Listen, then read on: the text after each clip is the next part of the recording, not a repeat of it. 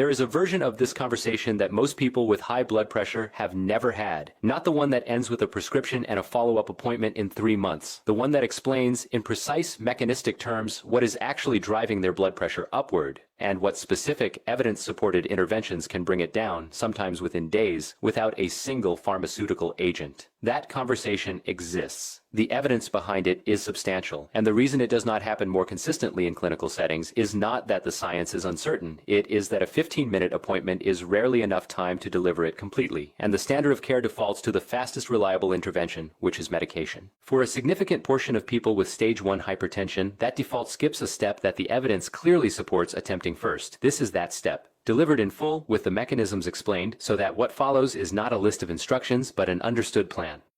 Blood pressure is determined by 2 variables: cardiac output, meaning how much blood the heart pumps per minute, and peripheral vascular resistance, meaning how much resistance the arterial walls offer to that flow. When either rises and stays elevated, blood pressure rises with it. The goal of every intervention described here is to reduce one or both of those variables through specific targeted biological mechanisms, not through generic lifestyle improvement, but through changes that act on the cardiovascular system with the precision of the pharmacological tools they are designed to replace or supplement.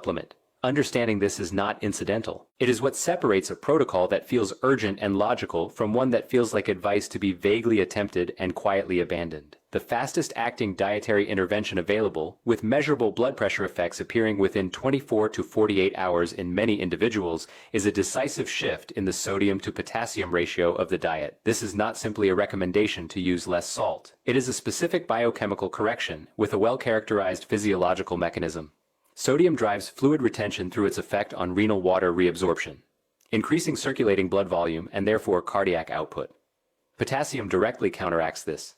It promotes renal sodium excretion, relaxes vascular smooth muscle by influencing cellular membrane potential, and reduces peripheral vascular resistance through mechanisms that are independent of sodium's effect on volume. The 2 minerals are physiological counterweights, and the modern diet throws that balance dramatically towards sodium, delivering 3 to 5 times the body's requirement while providing a fraction of the potassium that would neutralize its effects. Clinical research on dietary sodium reduction, bringing intake to approximately 1,500 milligrams per day, roughly half of typical current consumption, has found systolic blood pressure reductions of 5 to 10 millimeters of mercury in hypertensive individuals, with effects appearing within days of the dietary change. The DASH dietary pattern, which combines sodium reduction with aggressive potassium loading through leafy greens, avocado, legumes, sweet potato, and whole fruit, produces reductions of 11 millimeters of mercury or more in systolic pressure in hypertensive subjects, territory that overlaps meaningfully with the effect of a single antihypertensive medication. The practical implication is direct. Processed and packaged foods account for approximately 70% of dietary sodium in most adults and must be reduced aggressively, not modestly. Simultaneously, potassium-rich whole foods should be consumed deliberately at every meal. This is not a background dietary principle to be applied loosely. It is a targeted intervention whose speed of effect is proportional to the completeness of its application. Consistent aerobic exercise acts on blood pressure through mechanisms that are specific, cumulative, and durable, and its effects begin to appear within 2 to 4 weeks of consistent practice, with the full benefit realized over 8 to 12 weeks. Regular moderate intensity aerobic activity stimulates endothelial production of nitric oxide, the primary vasodilatory molecule produced by the inner lining of blood vessels.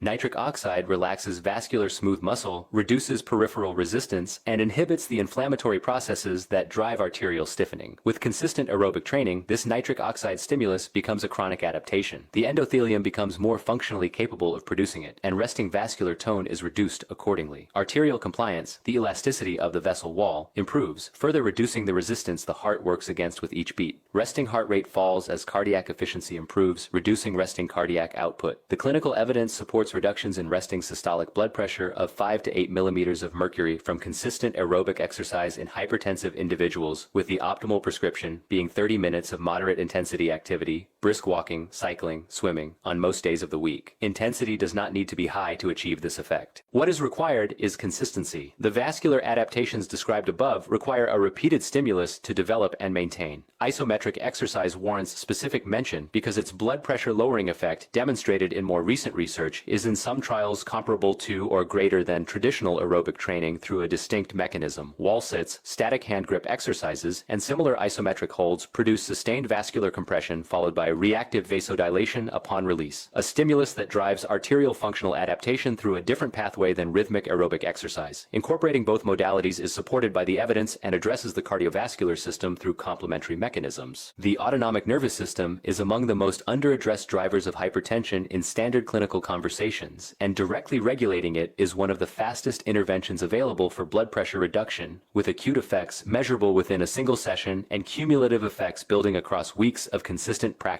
The sympathetic nervous system, when chronically activated by psychological stress, professional pressure, or the physiological stressors of poor sleep and metabolic dysfunction, maintains blood pressure elevation through continuous vasoconstriction and elevated heart rate. In many people with hypertension, this chronic sympathetic dominance is a primary driver of their elevated readings, not arterial stiffness or volume overload, but a nervous system that has been running in a state of sustained activation without adequate parasympathetic counterbalance. Slow controlled breathing, specifically breathing at a rate of 5 to 6 breath cycles per minute with the exhale extended to approximately twice the length of the inhale, activates the vagus nerve and produces measurable parasympathetic shift within minutes. Clinical trials of this technique, practiced for 15 to 20 minutes daily, have demonstrated systolic blood pressure reductions of 4 to 7 millimeters of mercury over weeks of consistent practice.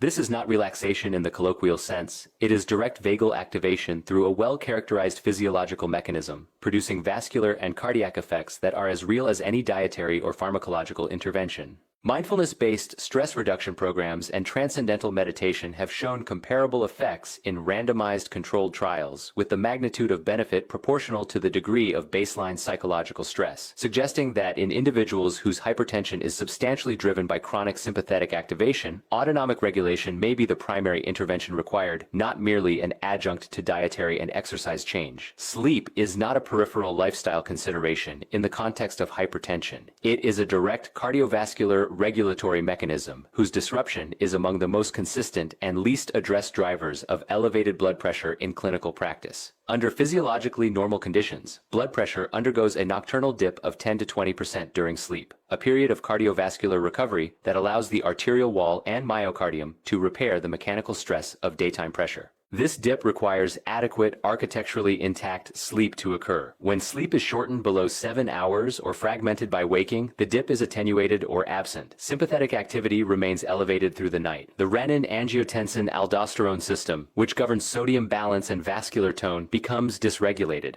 Blood pressure carries into the morning without the overnight recovery that physiology requires.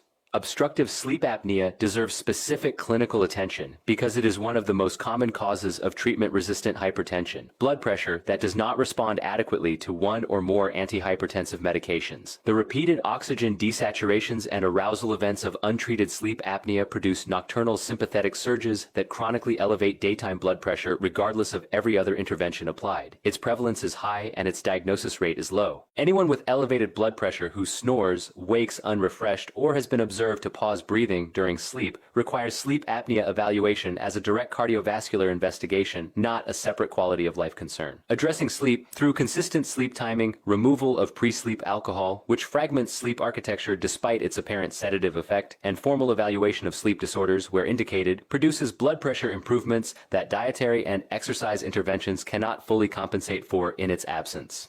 Two further interventions carry specific, well-supported evidence that is frequently overlooked in the standard clinical conversation about non-pharmacological blood pressure management. Magnesium plays a direct role in vascular smooth muscle relaxation through its function as a physiological calcium channel antagonist. It competes with calcium at the cellular level to reduce the degree of vascular constriction. A significant proportion of adults are magnesium insufficient, and research has found that correction of magnesium insufficiency produces modest but meaningful blood pressure reductions, particularly in those with lower baseline magnesium status. Dietary correction through dark leafy greens, nuts, seeds, and legumes is preferable to supplementation where achievable. Where supplemental magnesium is used, magnesium glycinate or malate is generally better tolerated than magnesium oxide, which has poor bioavailability and significant gastrointestinal side effects at therapeutic doses. Alcohol reduction has a direct, dose-dependent, and often underappreciated effect on blood pressure. Even 2 to 3 standard drinks per day raises blood pressure through sympathetic activation and direct effects on vascular tone, an effect that is reversible within days to weeks of reduction. For individuals consuming alcohol regularly who have not addressed this variable, its reduction or elimination may produce blood pressure improvements that rival those of the more complex interventions described above, simply by removing a continuous pharmacological pressor agent from the daily physiological environment. A clinical note is necessary before this closes, because responsible guidance on blood pressure requires it. The interventions described here are evidence-supported for individuals in the stage 1 hypertension range, systolic pressure between 130 and 150, who are otherwise at low to moderate cardiovascular risk and have not yet initiated pharmacological treatment. In this population, a structured, consistent application of these approaches over 8 to 12 weeks is clinically justified and often sufficient to normalize blood pressure without medication. Major cardiology guidelines support this approach. For individuals with stage 2 hypertension, systolic pressure consistently above 160, or for those with existing cardiovascular disease, kidney disease, diabetes, or target organ damage, medication alongside lifestyle intervention is typically the appropriate standard of care, and this decision belongs in a physician's office. Severely elevated blood pressure, particularly above 180 systolic, represents a hypertensive emergency requiring immediate medical evaluation, not a lifestyle modification program. What this evidence argues against is the clinical pattern of prescribing medication as a first response to mild to moderate hypertension without giving the patient a complete mechanistically grounded account of what lifestyle intervention can achieve and how quickly, because that account, when delivered properly, changes what patients are motivated to attempt and how seriously they pursue it. High blood pressure is a disease of the vascular environment shaped by sodium and potassium balance, by the endothelial function that aerobic exercise and nitric oxide production maintain, by the autonomic tone that chronic stress and inadequate sleep dysregulate, and by the mineral and hormonal conditions that either support or undermine arterial relaxation. Each of those variables is directly addressable. Each responds to intervention with a speed that most people have not been told to expect, and the cumulative effect of addressing them simultaneously rather than partially, sequentially, or in the half measures that result from incomplete information is a blood pressure response that is both faster and more durable than any single intervention applied in isolation. The cardiovascular system responds to its environment. Change the environment deliberately with an understanding of the mechanisms at work, and the blood pressure follows. That is not optimism. That is the physiology, operating exactly as the evidence describes.